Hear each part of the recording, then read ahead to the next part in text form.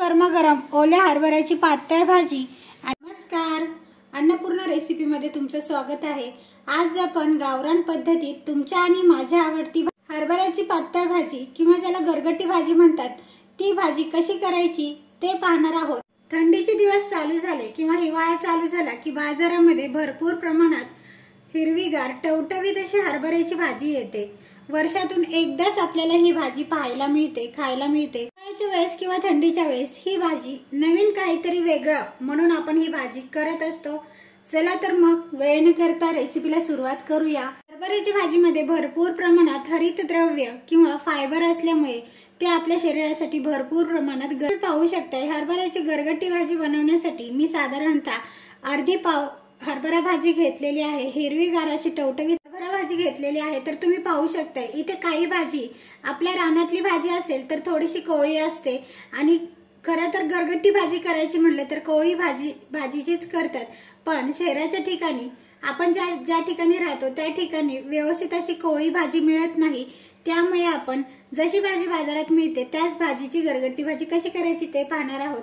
तर सुरुवातीला ही भाजी व्यवस्थित असे 2 ते 3 वेळेस निवडून घ्यायची आहे आणि जी भाजी निब्बर वाटत आहे त्या भाजीचे फक्त पानं आपण इथे या पद्धतीने ज्या पद्धतीने आपण कढीपत्ता माझ्या माहितीनुसार गावाकडे ही कोवळ्या भाजीचीच गरगटी भाजी केली जाते। पण आपण पडलो शहराकडे, शहरामध्ये ही जास्त प्रमाणात भाजी दिसत नाही। भाजी मंडईमध्ये जशी आपल्याला ही भाजी उपलब्ध मिळते तशी आपल्याला ही भाजी शहराकडे। तुम्ही जर गावाकडे राहत असेल तर तुम्ही हे कोवळी भाजी, माझ्या भाजीमध्ये थोडीशी कोवळी देखील भाजी आहे आणि थोडीशी निब्बर देखील भाजी आहे। तर कोवळी भाजी मी फक्त देठ काढून घेणार आहे आणि निब्बर भाजीचे पानं या पद्धतीने ज्या पद्धतीने आपण कढीपत्त्याची पानं घेतो त्या पद्धतीने फक्त पानं घ्यायची आहेत। बघा ही भाजी मी 2 ते 3 पानांनी स्वच्छ अशी धुवून घेतलेली आहे। धुवून एका चाळणीमध्ये पाणी नितळत ठेवलेलं आहे। विशेष म्हणजे या भाजीला चिरायचं नाही, फक्त ही भाजी आपल्याला थोडीशी खोडून घ्यायची। ही भाजी बाजूला ठेवून देऊया। ही भाजी मी कुकरमध्ये बनवणार आहे त्यामुळे पटकन अशी भाजी तयार होते। हरभऱ्याची डाळ किंवा चणा डाळ घेतलेली आहे। तर इथे ज्या वाटीने 2 कप भाजी आहे त्याच 1 वाटी डाळ मी घेतलेली आहे। तर तुम्हाला इथे चणा डाळ वापरायची नसेल तर तुम्ही मुगाची किंवा तुरीची डाळ देखील वापरू शकता।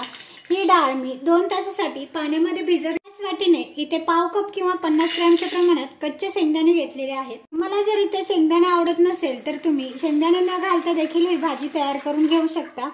3 पाण्याने डाळ आणि शेंगदाणे स्वच्छ असे धुवून घ्यायचे आहेत। तर तुम्ही मिक्स डाळी सुद्धा इथे वापरू शकता। तर नंतर आपण यामध्ये घालणार आहोत भाजी। पाणी नितळत ठेवलेलं होतं ती भाजी आपण कुकरमध्ये घालून घ्यायची आहे। ही भाजी शिजायला अगदी जास्त वेळ लागतो त्यामुळे इथे पाव चमचा मी मीठ घालत आहे। मीठ घातल्यामुळे भाजी ही पटकन अशी शिजली जाते। भाजी व्यवस्थित बुडेल इतपत पाणी आपल्याला यामध्ये घालायचं आहे। बघू शकता तुम्ही 1.5 ग्लास पाणी मी यामध्ये घातलेलं आहे। जास्त देखील पाणी घातलं तर भाजी ही व्यवस्थित शिजली जाणार नाही, त्यामुळे जेवढं पाणी लागतं तेवढंच पाणी घालायचं आहे।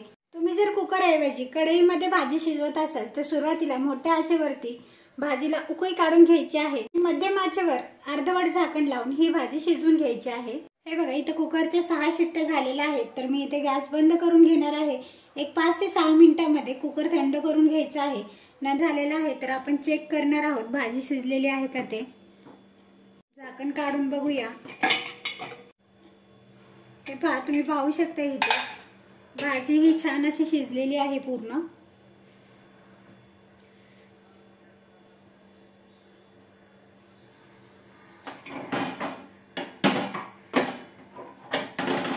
भाजी शिजताना पाणी आपण व्यवस्थित प्रमाणात घातल्यामुळे भाजी ही छान अशी शिजलेली आहे, पाहू शकताय तुम्ही इथे। चला तर आपण भाजीची फोडणी करून घेणार आहोत लगेच। आता ही भाजी थोडीशी दाटसर होण्यासाठी, थोडी मिळून येण्यासाठी आपण यामध्ये घालणार आहोत 1 चमचा चणा डाळीचं पीठ। तर इथे मी पीठ घातलेलं आहे। तुम्हाला हवं तर तुम्ही इथे ज्वारीचं पीठ किंवा मुगाच्या डाळीचं पीठ देखील घालू शकता। तर पीठ घालून व्यवस्थित मिक्स करून घेऊया। कुकरमधली भाजी छान अशी शिजलेली आहे। तर या भाजीला आणखीन थोडीशी टेस्ट येण्यासाठी याला आपण देणार आहोत फोडणी। तर गॅसवरती मी कढई ठेवलेली आहे, त्यामध्ये 2 पळी तेल घालून घेतलेलं आहे।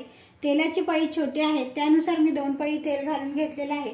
नंतर त्यामध्ये घालायचं आहे। नंतर त्यामध्ये मी घालणार आहे सुक्या मिरच्या, 2 लाल मिरच्या घेतलेल्या आहेत त्या इथे घालून घ्यायच्या आहेत।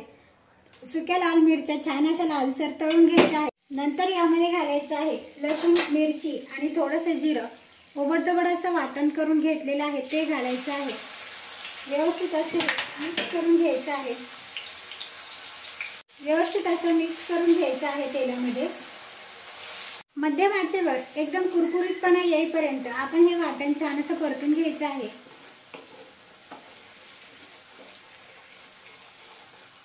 हे बघा, 3 ते 4 मिनिटं आपण हे वाटण, मिरची छान अशी परतून घेतलेली आहे.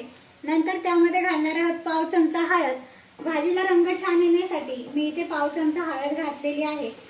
व्यवस्थित मिक्स करून घेऊया. नंतर यामध्ये घालायचं आहे 1 ते 2 चिमूटभर हिंग. तर हिंग घातलेला आहे. हरभऱ्याची भाजी आहे. हरभऱ्याच्या भाजीला मी इथे डाळ देखील हरभऱ्याचीच. हिंग घातल्यामुळे हरभऱ्याची डाळ किंवा हरभऱ्याची भाजी ही पचायला हलकी जाते, त्यामुळे मी इथे हिंग घातलेला आहे. आता आपण कुकरमधली भाजी ही कढईमध्ये, हे बघा कुकरमध्ये थोडीशी भाजी लागलेली आहे, त्यामुळे मी एक अर्धी वाटी पाणी कुकरमध्ये टाकून कढईमध्ये ते पाणी ओतून घेत. नंतर यामध्ये घालायचं आहे मीठ. तर मीठ आपण सुरुवातीला वाटणामध्ये देखील घातलेलं आहे आणि भाजी कुकरमध्ये शिजत घालताना तेव्हा देखील मीठ घातलेलं आहे. ते लक्षात ठेवूनच मीठ यामध्ये घालायचं आहे. तर मीठ घालून व्यवस्थित मिक्स करूया. पालेभाज्यांना जास्त मीठ घालायचं नाही किंवा पालेभाज्यांना आधीच थोडंसं सुरुवातीला मीठ असतं, त्यामुळे शक्यतो कमीच मीठ घालायचं आहे. तर व्यवस्थित मिक्स करूया. भाजी तुम्हाला जितकी घट्ट किंवा पातळ लागत असेल त्यानुसार तुम्ही यामध्ये साधं पाणी ऍड करू शकता. भाजीला चव छान येण्यासाठी किंवा भाजी ही थोडीशी तुरट असते, त्यामुळे मी इथं अर्धा चमचा थोडीशी गूळ पावडर घालत आहे. गूळ पावडर नसेल अवेलेबल तर तुम्ही थोडीशी साखर देखील यामध्ये घालू शकता. व्यवस्थित मिक्स करून घेऊया. चिंचेचा कोळ अजिबात घालायचं नाही या भाजीमध्ये, कारण हरभऱ्याच्या भाजीला एक स्वतःचा असा एक स्वाद असतो.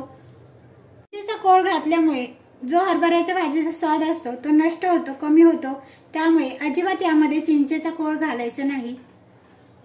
मीडियम फ्लेमवरती झाकण न लावता छान अशी खदखदून उकळी काढून घ्यायची आहे. झाकण न लावता उकळी काढून घेतल्यामुळे पालेभाज्यांमध्ये हरितद्रव्य आणि पोषण तत्व असतं, ते आहे असं राहतं. हे बघा, मोठ्या आचेवरती साधारणतः 5 ते 7 मिनिटं झाकण न लावता छान अशी खदखदून उकळी काढून घेतलेली आहे. 7 मिनिटांमध्येच भाजी ही छान अशी एकसारखी अशी शिजलेली आहे. छान असा घट्टसरपणा आलेला आहे आणि घातलेलं बेसन देखील छान असं शिजलेलं आहे. पाहू शकताय तुम्ही. 5-7 मिनिटांमध्येच भाजी ही छान अशी शिजलेली आहे. छान अशी उकळी काढून घेतलेली आहे. भाजीमध्ये घातलेलं बेसन देखील छान असं शिजलेलं आहे. छान असा घट्टसरपणा भाजीला आलेला आहे, तुम्ही ते पाहू शकताय. इथे आपली हरभऱ्याची पातळ भाजी तयार झालेली आहे. पातळ भाजी किंवा गरगट्टा देखील तुम्ही याला म्हणू शकता. तर आपण गॅस बंद करून घेऊया. आणि हे बघा, तयार झालेली आहे गरमागरम ओल्या हरभऱ्याच्या भाजीपासून गरगट्टा. तर ओल्या हरभऱ्याच्या भाजीपासून आपण अशीही भाजी बनवू शकतो, असाही गरगट्टा बनवू शकतो. तर तुम्ही पाहू शकता इथे हरभऱ्याची भाजी सुक्कीच कशाला करायची, तर गरगट्टा देखील किंवा पातळ देखील भाजी तयार. तर तुम्ही पाहू शकताय ओल्या हरभऱ्याची पातळ भाजी किंवा गरगट्टा आज आपण केलेला आहे. एकदम झटकी. तुम्ही ही भाजी कोणत्याही प्रकारच्या भाकरी सोबत, ज्वारीची भाकरी असो किंवा बाजरीची भाकरी असो किंवा चपाती सोबत, दिसायला हे खूप छान दिसत आहे आणि चवीला देखील एकदम झणझणीत आणि चमचमीत असं झालेलं आहे. पाहू शकताय तुम्ही इथे. सुगंधानेच खावीशी वाटणारी भाजी आज आपण केलेली आहे. वर्षभरातून एकदाच ही भाजी मिळते. तर तुम्ही ही या वर्षी किंवा या थंडीमध्ये ट्राय करा ही रेसिपी किंवा हरभऱ्याच्या ओल्या भाजीचा गरगट्टा. तर तुम्ही पाहू शकता इथे मस्त दिसत आहे आणि चवीला देखील एकदम झणझणीत आणि चमचमीत अशी ही भाजी तयार होते. तर तुम्हीही या हिवाळ्याच्या दिवसामध्ये किंवा थंडीच्या दिवसामध्ये ट्राय करा ही रेसिपी आवडल्यास लाईक करा, शेअर करा, सबस्क्राईब करायला विसरू नका. अशा साध्या सोप्या झटपट तयार होणाऱ्या रेसिपीज पाहण्यासाठी बेल आयकॉनला क्लिक करा. चला तर मग भेटूया एका नवीन रेसिपी सोबत पुढच्या व्हिडिओमध्ये. तोपर्यंत बाय बाय.